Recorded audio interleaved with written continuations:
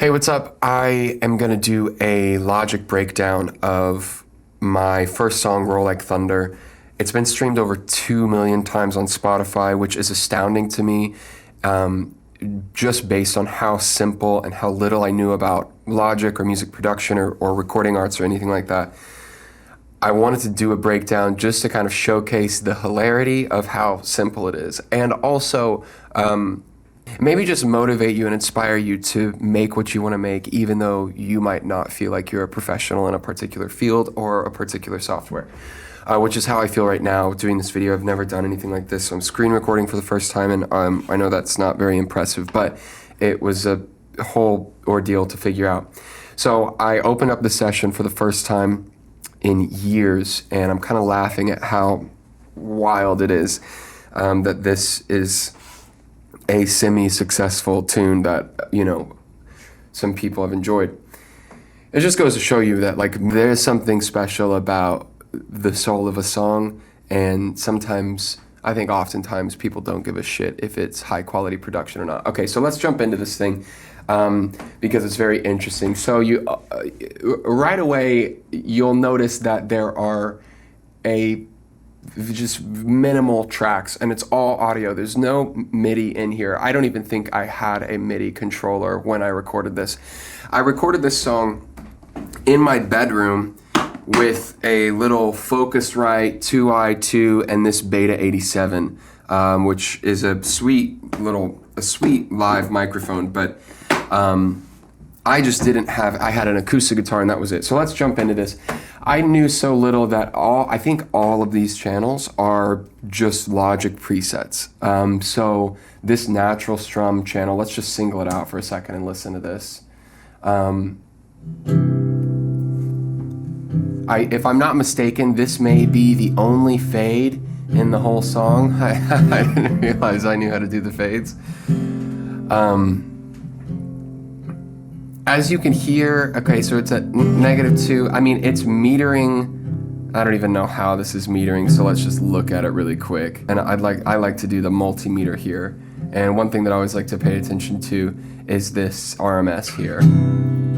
So -20, it's, you know, it's not metering terribly, that's okay. But, I mean, I've got an EQ here that is boosting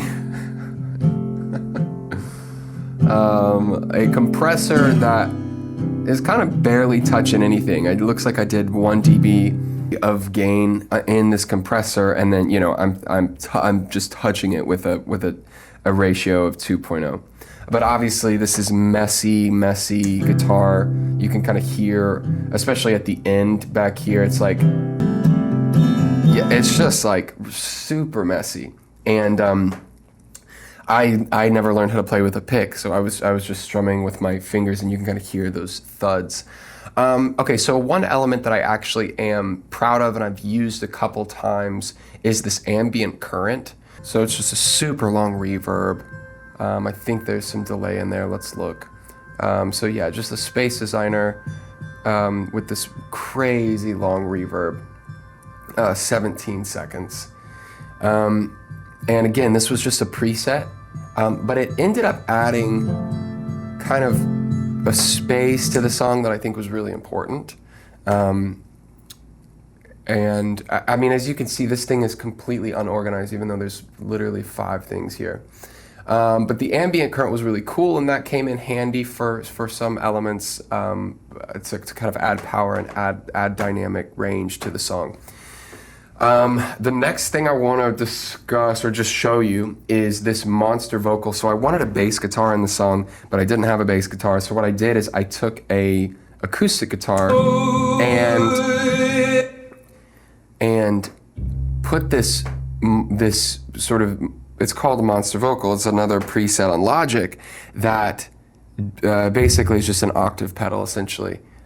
But it kind of just, I just played the sort of these single bass notes with the acoustic guitar and then pitched it down by, you know, 12 semitones, and then, or I think, you know, sort of this monster vocal does that in this vocal transform. Yeah, -12, and then it looks like I may have played with this formant as well, just to get it to sound like deeper, which is fun.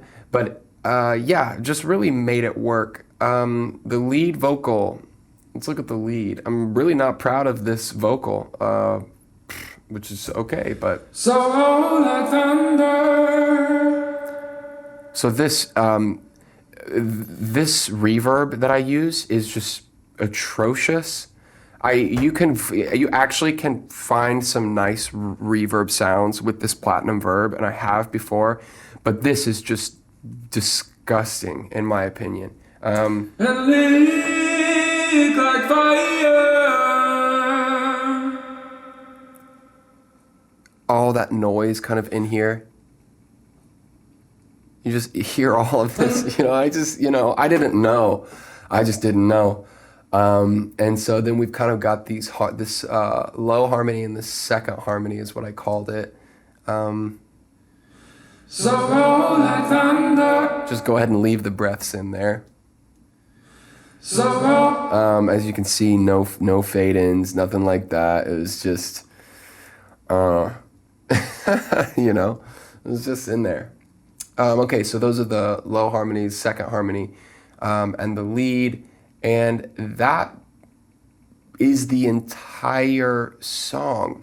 Now, the one thing that I think was cool about this particular song, and actually I think one of the reasons that I think it landed for a lot of people, were these really curious harmonies in here. And I'm just gonna play you the harmonies without the lead, and just so you can hear how odd it was. And I remember making it and thinking like, there's dissonance and all this craziness everywhere, but it turned out like when it all came together, it actually caused like some really nice color, which I think was a big key to the song. But I want to show you this. You got away, no way to think I got away. Obviously, like I don't even have to look at these. Zero equalization. Literally, it doesn't even appear to be. Okay, so I did a weird thing there. Yeah, I think I was pressing buttons that I had no idea what to do. So what do we have here? So we've got a low mid boost on this high verb, which makes just very little sense to me now, but let's look at this first compressor. It looks like I don't even know if I'd be touching it at -14. Let's look. No way to think I got away. Yeah, so that compressor isn't even touching it. If I wanted to actually compress with this, what you would want to do is take this threshold and say, hey, compressor, I want you to start working and start compressing at a smaller decibel level. So meaning, if I'm down here, it's -35, like I actually don't remember what I had it on now. I think it was 14. But then it would start actually compressing those, but I didn't gain stage any of this, so I was already... Anyway, let's look at this second compressor and see what I did here. Again, this -14 dB, it's like probably not gonna touch it. You'll see it here. You got away. Yeah, so this is where the compressor would start working, and it's really not even there yet. No way. Just incredible. But I incredible that it... Anyway, so I want to show you all of it with how the harmonies came together with the lead vocal, because it actually kind of came together in a beautiful way.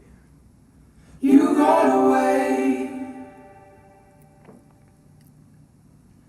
No way to think I got away. So it's like the thing is what's funny is like I wouldn't make those creative decisions now. Like I wouldn't be able to keep those.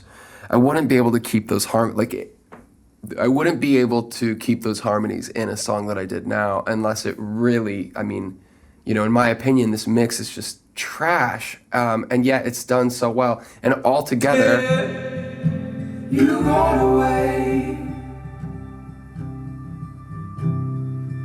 No way to think I got away. And I do think I had a friend throw this on like some sort of mastering software that he had. before I release this. So this will sound slightly, ever so slightly different than maybe what is being streamed. But yeah, it's just amazing to me that this was able to like work itself out. And all of these, I think, yeah, they're just messy, not clean. But I will say kind of at the end here, there's a special moment. Let's see if I can find it here. And fall like the rain down, down, down. That's actually one thing that I really like. Oh, let's see what this tuned vocal is actually. And fall like the rain down, down, down. Okay, so I did a tuned vocal, but then did not put any, I didn't give it any information to actually tune in a particular key. So I guess, it's nice that I'm sure it'll keep me on pitch to the closest semitone, but that's not how I would do it now. And then this response of 102 milliseconds is pretty slow. But it's nice that you wouldn't really hear it. But there was one thing that I heard in here that I wanted to show you. I mean, rough.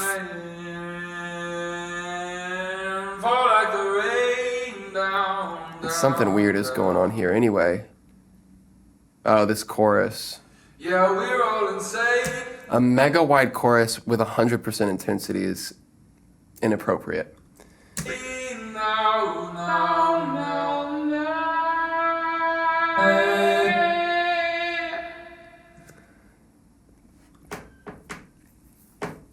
It's just like listening to this it's difficult because it's like you hear all of these individual elements and they all sound just really bad individually, like really bad. And look, I would argue that this song altogether sounds bad too, except for the fact that the song is beautiful and you can hear like heart inside of it. And I think that's what made it win, because it's certainly not the production quality. But there's one thing. Okay, so I use this ambient current on this moment to.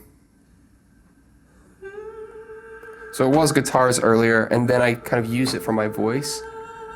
And if you listen for that in the full mix, it actually adds a huge amount to building to this sort of this final sequence of oohs and ahs or whatever that I really think create a beautiful, some beautiful color in the song. And fall like the rain down, down, down. Yeah, we're all insane now, now, now, now.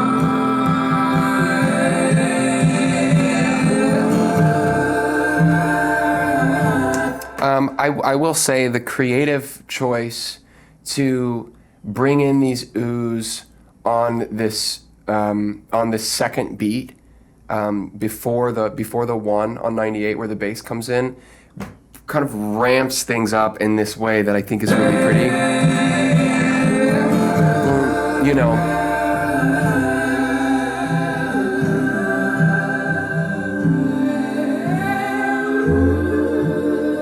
I think that's a really special moment for a lot of people that enjoy the song. And if you were to single out one of these, I haven't heard this. I have not looked at this before doing this video, but I don't remember. But I promise you, this is going to sound awful. You can hear.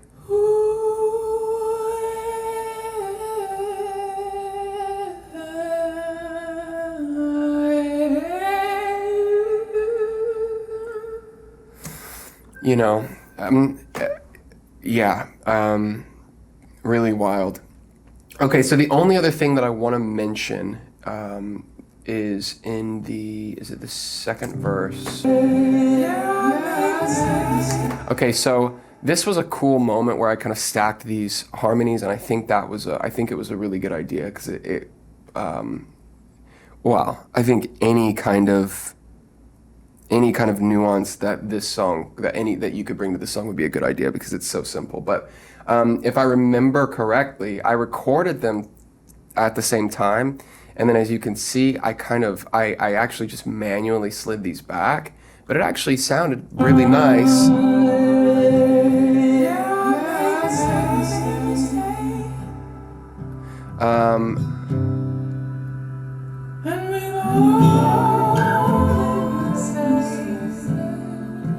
I actually think that's a really nice sound, and I might try, maybe I'll do that again in the future, use something like that.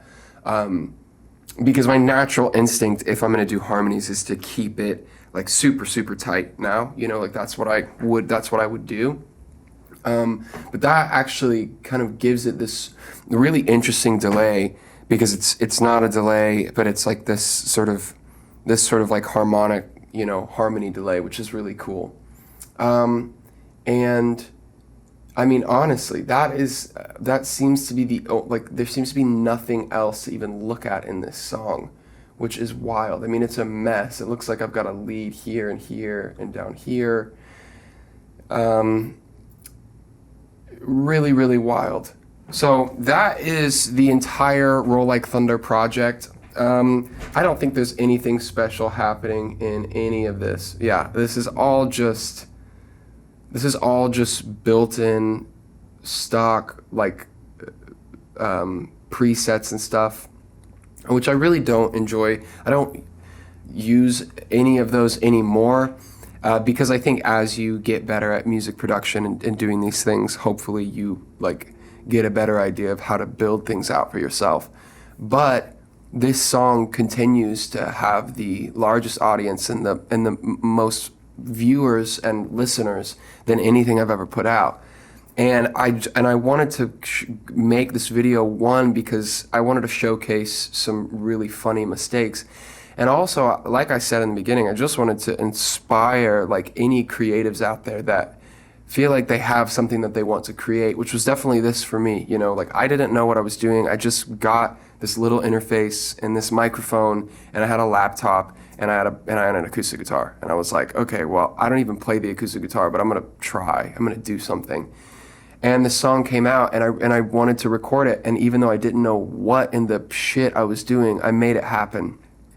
I don't know. It can be really good just to make the music or whatever art you want to make. I recommend it. So anyway, thanks for watching. I hope you enjoyed the deep dive, and maybe in the future I will do some more deep dives. Maybe in the future I'll do more deep dives that go into more recent songs that I actually really am proud of the complexity of the music production and engineering and recording techniques that I use on some of the more recent stuff that I've done. I wrote this song and recorded it like maybe 6 years ago, and since then I've been very focused on learning the craft in a really cool, just as best I can. And so I hope that maybe I can contribute something and share something cool with you in the future.